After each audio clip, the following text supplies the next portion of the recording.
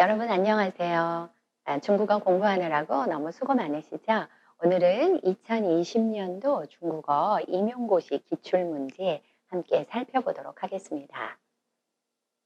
자, 오늘 문제는요, 전공 A 영역에서 9번 문제예요. 자, 문제는 이렇습니다. A와 B를 읽고, 문제가 복잡하죠.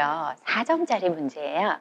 자, A와 B를 읽고, 시엔 먼저 A에서 找出与A 意思相近的语句. 자, A와 의미가 가까운 그 구절을 또 찾아서 쓰는 거예요. 두 번째로는 在, 그런 다음에는 说明, 설명하는 겁니다.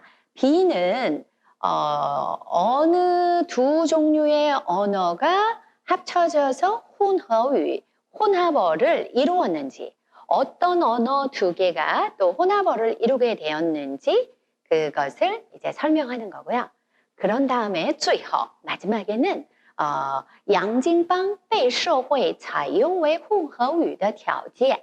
자, 양징방이라는 것이 사회에서 혼허위로 채용되는, 자리 잡게 되는 그 조건에 대해서 설명하는 것입니다. 자, 그러면 양징방과 혼허위에 대해서 알아야 되겠죠? 자, 양징방은 이제 지문에서 나오는데요. 이 문제는 교과 내용학 중에 어학 개론에서 이 새로운 언어가 이렇게 발생하는 그런 과정에 대한 내용입니다.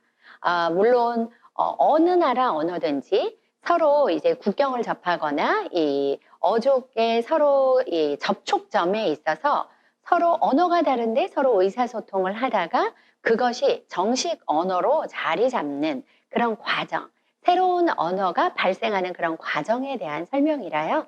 여러분이 어학개론을 통해서 이런 그 언어의 발생 과정에 대한 이해를 배우시면 또 이 문제를 당황하지 않고 풀 수 있고요. 또 하나는 독해예요. 우리가 이 문제에 대해서 모를 수도 있어요. 양징방이나 혼거위나 개념이 전혀 없을 수 있지만 독해 실력을 가지고 지문 안에서 답을 구해갈 수 있는 그런 문맥에 따라서 논리 체계를 거슬러 올라갈 수 있는 독해의 실력을 또 가진다면 우리가 이 문제를 또 한번 접근해 볼 수 있겠네요. 중국어에 대한 이해, 네, 중국어가 어떻게 형성되고 발생했는지, 그리고 또 독해 능력에 대한 평가하려는 의도로 이 문제는 출제된 것으로 보입니다.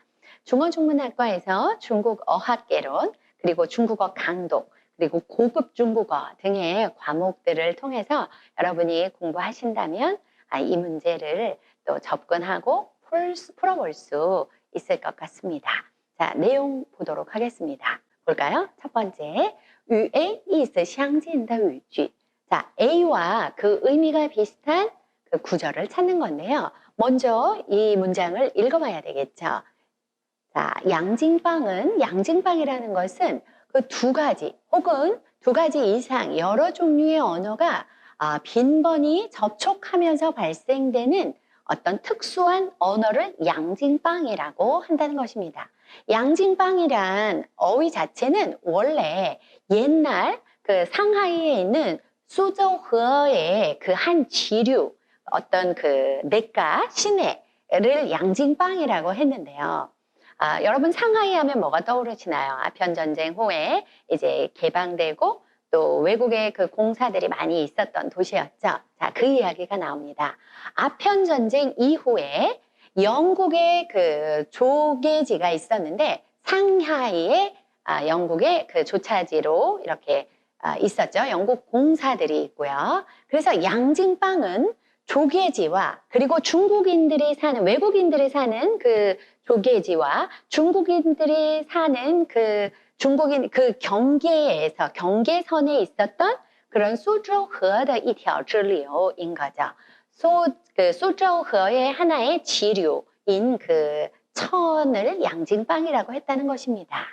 자, 그래서 이 양징방 근처에는 외국에서 온 상인, 그리고 선원들과 함께 또 선교사들이 들어왔죠. 다 외국인이에요, 여기는. 이런 외국인들과 또 땅디 중국에 没有受过外语训练的 자, 외국어를 전혀 배우지 않았던 평민들 간에 민간인들 간에 접촉이 일어나면서 서로 상대방의 언어에 영향을 주고 또 그렇게 해서 새로운 支离破碎的外语가 탄생한 것입니다.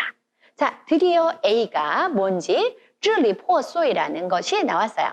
支离破碎의 뜻이 지리멸렬하다. 지리멸렬하니까 어떤 체계가 없이 분산되어 있는 거죠.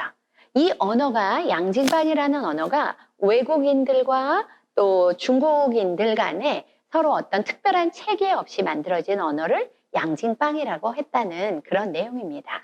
자, 이런 지리멸렬한 체계 없는 외국어였는데 그것을 사람들이 양징방이라고 했다는 거죠. 자, 괄호 안에 여러분이 이 내용을 모르셔도 되는데요. 又称 비징유. 자, 여기서 비징은요, 음역어예요. 어떤 비교하다, 서울경자 전혀 없이 피진어라고요. 피진어는 구체적으로 공식 언어로 자리 잡지 못했지만 서로 두 언어가 접촉하면서 공식 언어로 자리 잡기 이전에 아주 중간 언어 단계입니다.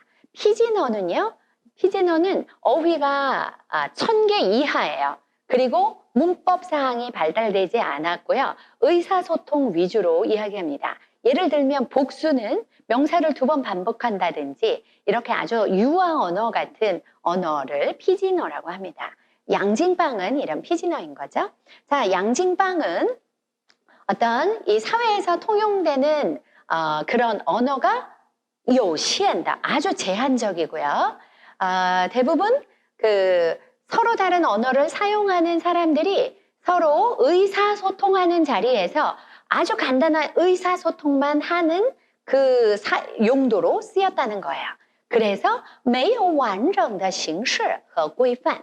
자, 이 두 줄을 지금 이렇게 이야기하고 있죠. 没有完整的形式和规范. 어떤 정식적인 어떤 형식이나 규범을 갖추고 있지 않다는 거예요. 그리고 没有人把它作为母语或第一语言. 그리고 그것을 모국어나 제1 언어로 사용하는 사람들이 없는 어정쩡한 언어라는 것입니다. 자, 그럼 여기서 저희가 볼 것은 支离破碎와 의미가 가장 비슷한 어구는 무엇일까요? 네, 어떤 완벽한 그런 형식이나 규범을 갖추지 않은 그런 이 没有完整的形式和规范이 A인 支离破碎와 의미가 가장 가까운 어구가 되겠습니다. 자, 우리 두 번째 문제 볼게요. 두 번째 문제는 B가 어떤 종류의 어떤 두 가지 종류의 언어가 서로 교류하면서 만들어진 혼허위, 혼합어인지 어느 언어가 두 개가 만들어진 것인지 함께 그 내용을 함께 보도록 하겠습니다. 자, B의 지문인데요. B에는 여기 B가 회화라고 돼 있네요. 회화 우리가 처음에 모를 수 있어요. 그런데 여러분 이 내용에 나와 있어서 차근차근 독해 실력을 가지고 논리적으로 가다 보면 이 회화가 무엇인지, 회화는 어느 언어 두 개가 또 이렇게 교류하면서 만들어진 혼합어인지 저희가 충분히 찾을 수 있습니다. 당황하지 마시고 차근차근 함께 따라가 보자. 자, 어떤 조건하에서 양징방은 사회에 어떤 혼허위로 자리 잡을 수 있습니다. 아까는 비진위였죠. 여기는 又称客料耳语라고 나왔어요. 피진어는 공식 언어로는 자리 잡지 못했지만요. 피진어가 시간이 지나면서 크리올어가 될 수 있다는 얘기입니다. 피진어가 크리올어가 되는 데는 시간이 필요하고요. 그 다음에 그 자손들이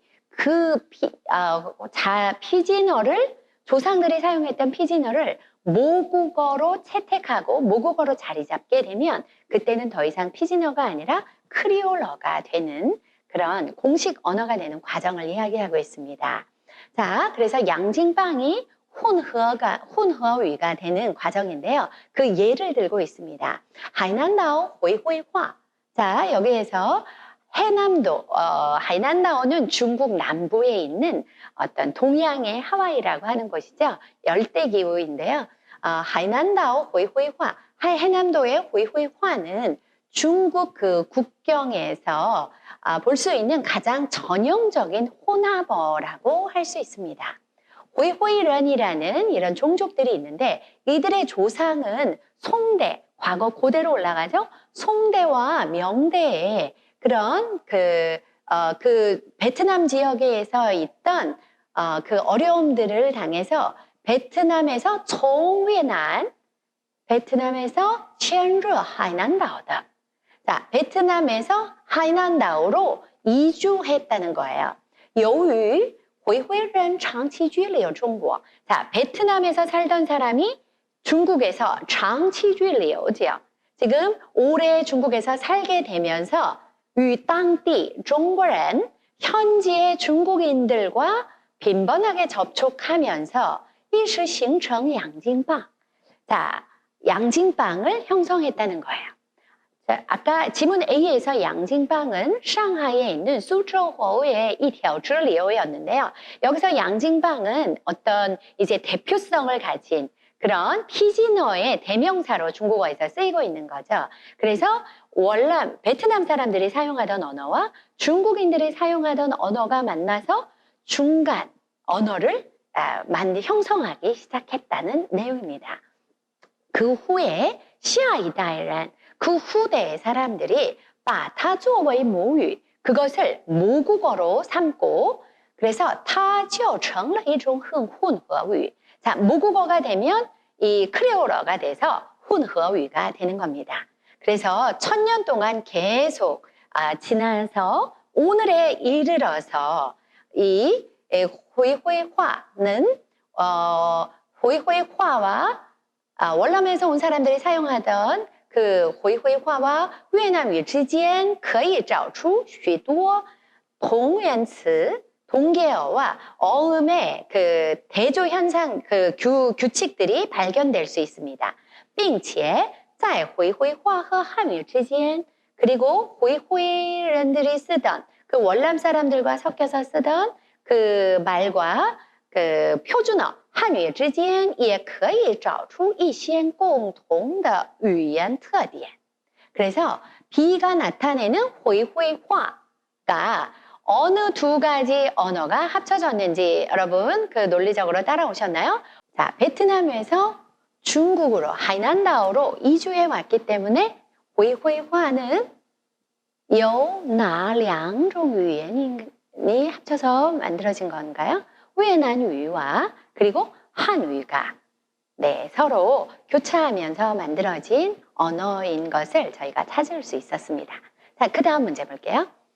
说明洋泾浜被设为采用为混合语的条件. 그러면 양진방이라는 피지어가 어떻게 크리올어는 혼허위가 될 수 있는지 그 조건을 저희가 이 문장에서 다시 한번 찾아볼게요. 자, 여기에서 여러분 양진방이었는데 얘가 양진방이었는데 一时形成洋泾浜이었어요.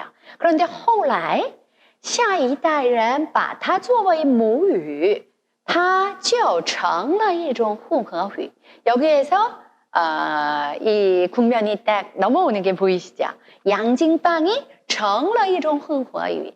피지어에서 크리올어로 바뀝니다. 그 조건이 지금 여기에 지금 서술되어 있죠? 네.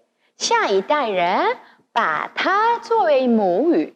그 다음 세대, 그 자손들이 그 피지어, 중간어를 모국어로 사용하게 되면 그것이 크리올어, 혼허위로 이제 자리 잡아서 공식 언어가 된다는 것입니다. 그래서 그 조건 중에 첫 번째는 후손이 下一代人把它作为母语 하면 그게 조건이 되겠죠. 또 다른 조건 한번 살펴볼까요? 그러니까 그 뒤에 있겠죠. 네, 여러분 보시는 것처럼 可以找出两种语言之间 두 가지 언어 사이에 可以找出一些共同的语言特点. 서로 그 두 가지 언어에서 공통적인 그 언어의 언어 공통적인 특징을 찾아볼 수 있는 거죠. 자, 그래서 다음 세대가 그것을 모국어로 의사소통하던 중간어에서 모국어로 채택을 하여 사용하고, 그리고 두 언어 사이에 여러 가지 그 공통되는 언어 현상들을 가지고 있을 때 그것이 정식 언어로, 공식 언어로 크리올어가 되는 조건이라고 설명하시면 되겠습니다. 그래서 우리 조금 전에 풀어본 문제처럼 이렇게 답안을 저희가 푼 것을 여러분이 차근차근 정리하시면 되겠습니다. 우리가 여기서 조건은 두 개 찾았죠? 이 지금 조건들은요, 다 지문에 나와 있는 그것들을 그대로 옮겨놨기 때문에 여러분이 부담 없이 그 논리적으로 중요한 어구들을 뽑아서 문장을 만드시는 훈련을 하시면 이런 문제들을 잘 풀 수 있을 것 같습니다. 여러분, 오늘은 언어의 그 생성 과정을 살펴보는 문제에 대해서 함께 풀어봤습니다. 수고 많으셨습니다.